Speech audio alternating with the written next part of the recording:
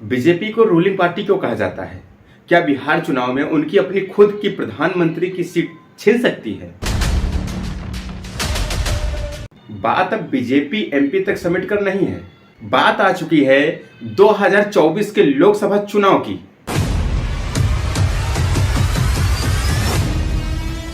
जिसमें इनको सीटें मिली थी 240, लेकिन मेजोरिटी में आने के लिए 272 सीटों की जरूरत पड़ती है। देश में जो सरकार चल रही है वह बीजेपी लैंड एनडीए की है, जिसमें कई पार्टीज का सपोर्ट जुड़ा हुआ है। जैसे कुछ मेजर पार्टी हैं, चंद्रबाबू की टीडीपी पार्टी, जिसने आंध्र प्रदेश में 16 सीटें जीती, जिसने एनडीए ज्वाइन किया।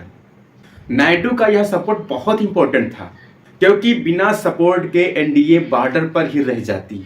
नीतीश कुमार की जेडीयू पार्टी बिहार में 12 सीटें लेकर आई और उन्होंने भी एनडीए का हिस्सा बनकर सेंटर स्टेबिलिटी दी।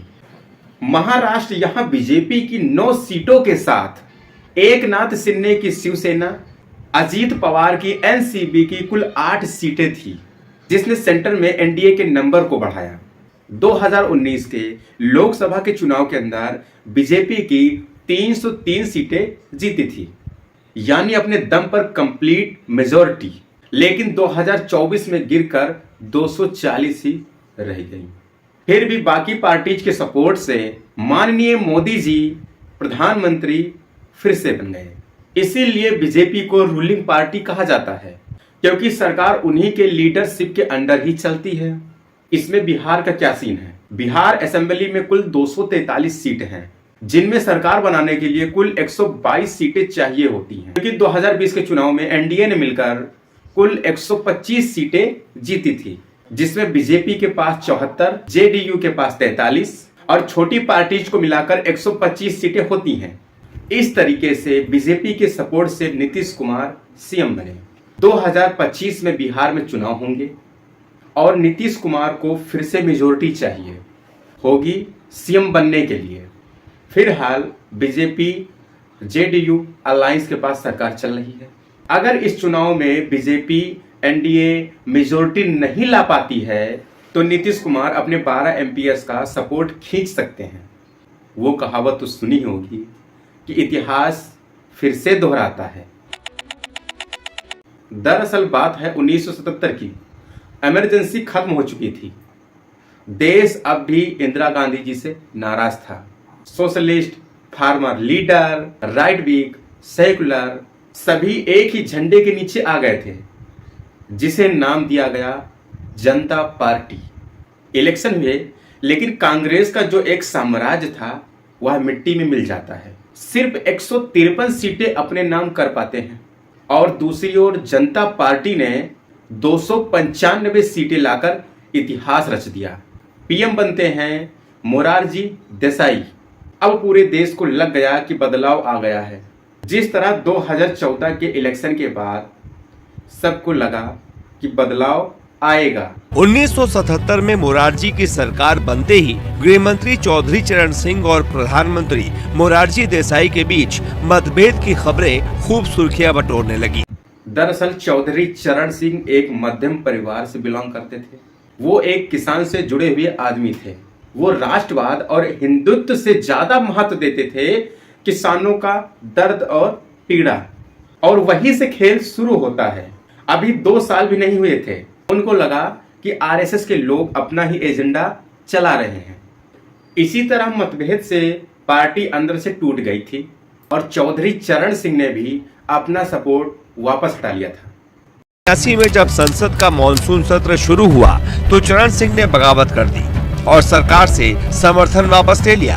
अपनी सरकार के खिलाफ अविश्वास प्रस्ताव पेश होने पर मोरारजी ने प्रधानमंत्री पद से इस्तीफा दे दिया। अब चौधरी चरण सिंह ने कांग्रेस यानी इंदिरा गांधी जी से आउट ऑफ सोर्स सपोर्ट मांगा। इंदिरा गांधी जी ने हाँ कर दिया। अब इसके बाद चौधरी चरण सिंह प्रधानमंत्री बन गए। अब 6 महीने बाद जब वोट ऑफ कॉन्फ्रेंस हुआ तो इंदिरा गांधी जी ने अपना सपोर्ट वापस ले लिया। अब मानना था कि अगर री इलेक्शन हुए तो कांग्रेस पुनः बाजी मार सकती है।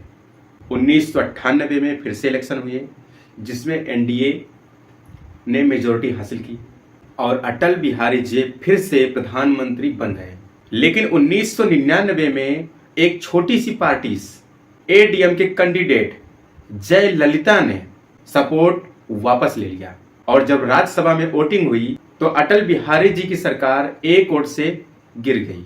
सोचो एक वोट कितना कीमती था। जी हाँ, केवल एक वोट से पीएम बदल दिया, केवल एक वोट। इसी तरह बिहार चुनाव में नीतीश कुमार कई बार अलायंस बदल चुके हैं, कभी बीजेपी के साथ तो कभी लालू प्रसाद आरजेडी के साथ। अगर इस बार बिहार के इलेक्शन में बीजेपी को कम सीट हासिल होती है, सिर्फ गिनतियों में कांग्रेस आरजेडी अलायंस सीटें 122 क्रॉस करती हैं, तो नीतीश कुमार के लिए कोई बड़ी बात नहीं होगी गठबंधन स्विच करना। 293 से कम हो जाएगी और सेंट्रल से। इन्हीं की देखी देख आंध्र प्रदेश के सीएम चंद्रबाबू नायडू बीएमडी 16 सीटें खींच लेंगे। क्यों? समझने से पहले वीडियो को ध्यान से देखना। कांग्रेस पार्टी के एक दक्षिण भारत के एक नेता चंद्रबाबू नायडू को टच में थे और वो वेट कर रहे थे कि अगर 10 सीटें और घट जाए बीजेपी, क्योंकि ये वो सीएम हैं जो हमेशा चाहते हैं कि इनका अलायंस हमेशा रूलिंग पार्टी के साथ हो। अगर ये मानकर चलो कि नीतीश बाबू पीछे हट जाते हैं तो बीजेपी के पास बचती हैं कुल 265 सीटें। कितना मुश्किल होता कांग्रेस के जीत पावर जिंदे को होम मिनिस्टर का लालच देकर अपने तरफ शामिल करना। बस फिर क्या था, बीजेपी खत्म। बिहार की 3 या 4 सीटों पर टिकी है बीजेपी। अगर 125 से 120 सीटें रह जाती हैं तो आज अपोजिशन में तो बैठे नजर आते माननीय नरेंद्र मोदी जी, राहुल गांधी की जगह। ये सब जानने से पहले समझो आप पूरा सिस्टम, ये साइकिल जो है कैसे काम करती है।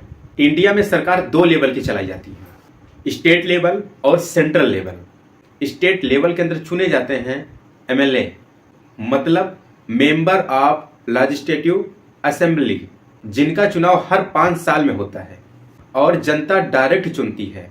सारे स्टेट का इलेक्शन एक साथ नहीं होता है, ये अलग अलग होते हैं। इलेक्शन खत्म होने के बाद जिस पार्टी के सदस्य ज्यादा होते हैं वो गवर्नर के सामने अपने आप को प्रूफ करके एक मुख्यमंत्री चुन लेते हैं। मतलब जनता ने डायरेक्ट वोट नहीं दिया, वो एमएलए मिलकर सीएम बनाएंगे, ना कि जनता मिलकर सीएम बनाती। अब दूसरी तरफ नेशनल लेवल पर होते हैं सांसद, नंबर ऑफ पार्लियामेंट, जिनका चुनाव एमएलए की तरह हर 5 साल में किया जाता है। इन्हें भी जनता डायरेक्ट चूज करती है, जिसमें फर्क यह होता है कि सारे राज्यों में चुनाव एक साथ होते हैं और स्टेट लेवल में चुनाव अलग अलग होते हैं। इसी तरह सभी एमपी मिलकर एक सरकार बनाते हैं, जिसमें ज्यादा एमपी होंगे उनमें से एक प्रधानमंत्री चुनते हैं जो पूरा देश चलाता है। इस साइकिल सिस्टम में मैं समझाना चाहता हूं कि अगर एमएलए और एमपी भी आ जाएं 2025 के चुनाव में, तब भी प्रधानमंत्री चेंज नहीं होगा। 5 साल पूरा करने के बाद ही चेंज होंगे। सत्ता के लिए नीतीश बाबू ने सभी को अपना बेल्ट फेलू बना लिया था और इसी पॉलिटिकल इंजीनियरिंग के दम पर वो 9 बार बिहार के मुख्यमंत्री बन चुके हैं और साथ ही उन्होंने अपना 6 बार दल बदला। 2005 के चुनाव में जेडीयू को 88 सीटें मिली और बीजेपी को 55 सीटें मिलती हैं, जो 143 होती हैं।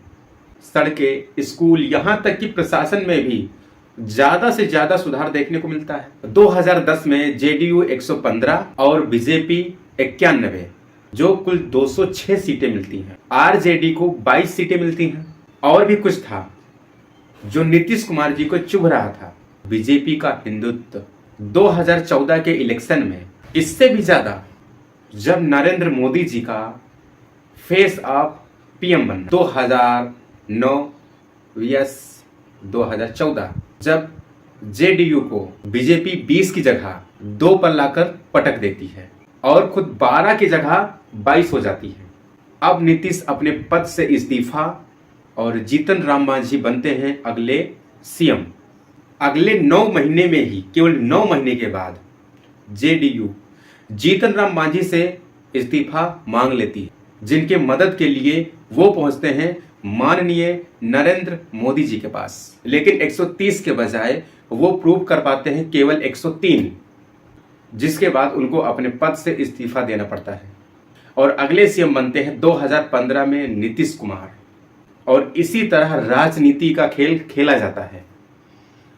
तो 2025 में बिहार चुनाव में कौन जीत सकता है, किसकी पार्टी सरकार बना सकती है, अपनी राय कमेंट बॉक्स में जरूर बताएं और चैनल को सब्सक्राइब जरूर करें, लाइक शेयर कमेंट जरूर करें और वीडियो को ज़्यादा से ज़्यादा शेयर कीजिएगा। और आपको किस टॉपिक पर कंटेंट चाहिए, वीडियो आपको देखना पसंद है, वह टॉपिक आप जरूर बताएं। जय हिंद।